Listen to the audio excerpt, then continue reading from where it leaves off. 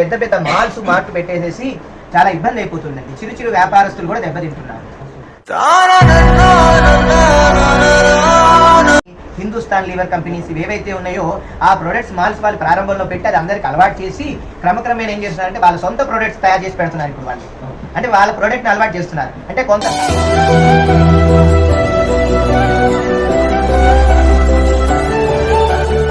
నేను అన్నాను కాదు, బ్రిటిష్ పరిపాలన ఎలా అయితే వచ్చి చేసిందో వీళ్ళ పరిపాలన వచ్చేస్తుందండి.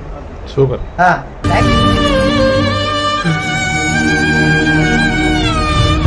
దయచేసి పెద్దలందరూ అర్థం చేసుకుని ఈ విషయాన్ని మన వ్యాపారస్తులందరికీ సహకారం చేయండి. చిరు వ్యాపారస్తులు కూడా బాగుపడతారు. మన షాపుల్లోనే కొనడానికి అలవాటు అవ్వండి. నేను ఒక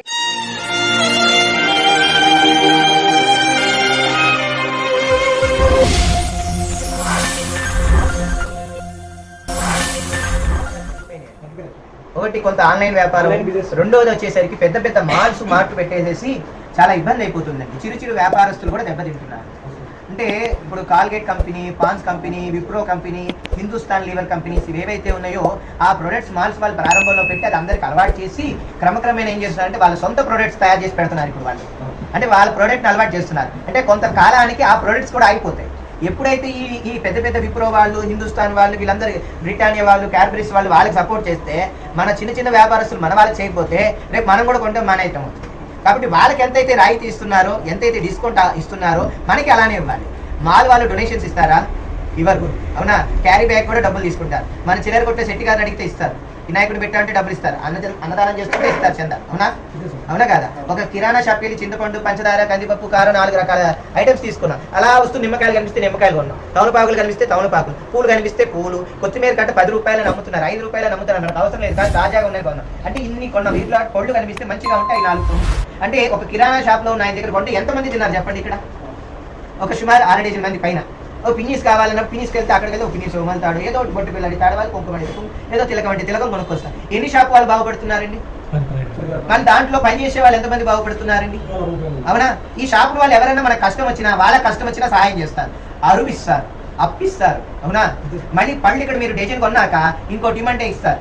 పూలు ఇలా కొలిసి నాకు ఇంకో అంత జానెట్ ఇస్తారు, విడి పూలు ఇస్తారు. కూరగాయల షాప్లో కొన్నాక వంకాయలు కిలో మీద 2 ఇమ్మని ఇస్తారు. అన్ని కొన్నాక పచ్చిమిరపకాయలు వేస్తారు, కరివేపాకు వేస్తారు. మాల్ వాళ్ళు ఇస్తారా? ఎందుకు అట్ట వెళ్తున్నారు? ఎప్పుడు కూరగాయల మార్కెట్లో తాజాగా ఉంటాయి కూరగాయలు. అవునా? అవి ఎప్పటి నుంచో ఉంటాయి, తెలియదు. అక్కడ 20 గ్రాములు కాదు, 1 గ్రామ్ వేసినా డబ్బు కట్టేయాలి. ఇక్కడ 20 కాదు, 10 గ్రాములు, 20 గ్రాములు, 50 గ్రాములు ఎక్స్ట్రా ఉన్నా కూడా తీసుకెళ్ళండి సెట్ గారు, ఎప్పుడు వచ్చేవాళ్ళు కానీ మీదే ఉంటుంది. వాళ్ళు కూడా అనిపిస్తారే మనకి. అవునా? ఈ మధ్యలో దాహంగా ఉంటే అంత మజ్జిగో ఏదో సోడానో ఏదో సుగంధం తాగుతారు. వాళ్ళు బతుకుతున్నారుగా. అవునా? చెప్పండి, ఎంతమంది బతుకుతున్నారు? మిఠాయి కొట్టు కనిపిస్తే మిఠాయి కొంటాం. వాళ్ళు బతుకుతున్నారా లేదా చెప్పండి? అంటే 2 సంచులతో వచ్చి మార్కెట్లో మనం అన్ని తిరిగి వెళ్తే వాళ్ళందరూ మాల్కి వెళ్తే అన్ని వచ్చేస్తున్నాయి అనుకుంటున్నాం తప్పితే వీళ్ళందరినీ ఈ రోజు మనం ఇబ్బంది పెడుతున్నాను గ్రహించట్లేదు. దయచేసి అందరూ ఒకటి అర్థం చేసుకోవాల్సింది ఏంటంటే, మీరు మాల్కి వెళ్ళండి, నేను వెళ్ళదనట్లా. మన వాళ్ళందరూ రేపు ఇక్కడ నుంచి వెళ్ళిపోతే పరిస్థితి ఏంటి? ఇప్పుడు మీరే ఇంటి యజమానండి, మీకు 4 షాపులు ఉన్నాయండి, మీ కొడుకులకి ఆస్తులు పనిచేసారు, అయిపోయిందండి. ఆ 4 షాపుల మీద వచ్చి అద్దె బాడుగా తింటున్నారు మీరు. ఈ షాపుల వాళ్ళు ఖాళీ చేస్తే రేపు మీరు ఏం తింటారు చెప్పండి? అవునా? ఇలా ఎన్ని షాప్స్ ఖాళీ అయిపోతే రేపు చివరికి నేను అన్నాను కాదు, బ్రిటిష్ పరిపాలన ఎలా అయితే వచ్చి చేసిందో వీళ్ళ పరిపాలన వచ్చేస్తుందండి. సూపర్. దయచేసి పెద్దలందరూ అర్థం చేసుకుని ఈ విషయాన్ని మన వ్యాపారస్తులందరికీ సహకారం చేయండి. చిరు వ్యాపారస్తులు కూడా బాగుపడతారు. మన షాపుల్లోనే కొనడానికి అలవాటు అవ్వండి. నేను ఒక వైశ్యుడని చెప్పట్లేదు, అన్ని వర్ణస్తులు వ్యాపారం చేసేవాళ్ళే. అన్ని వర్ణస్తులు అన్ని అక్కడ లోపల పకోడి చెకోడి అమ్మితే అది కూడా కొంటారు. అవునా? వాళ్ళు బతుకుతున్నారుగా. ఇప్పుడు అక్కడికి వెళ్తే ఏమి ఆవు పీడ కూడా అమ్ముతుంటే అక్కడ ఏంటండి? రేపు కొన్నాళ్ళు అయితే బంగారం కూడా అమ్మేస్తారు, బట్టలు అమ్మేస్తున్నారు, ఎలక్ట్రిక్ సామాన్లు అమ్మేస్తున్నారు, శానిటరీ సామాన్లు, మేపులు కూడా అమ్మేసే రోజులు వచ్చేస్తారు. రేపు వీళ్ళందరూ ఏమైపోతారు? మేము ఎన్ని పూజలు చేసినా, ఎన్ని యజ్ఞాలు చేసినా, ఎన్ని ప్రవచనాలు చెప్పినా, మమ్మల్ని తీసుకెళ్ళి మీరు ఏ కార్యక్రమాలు చేస్తున్నా మీరు ఉండబట్టే మేము అన్ని చేస్తున్నాం.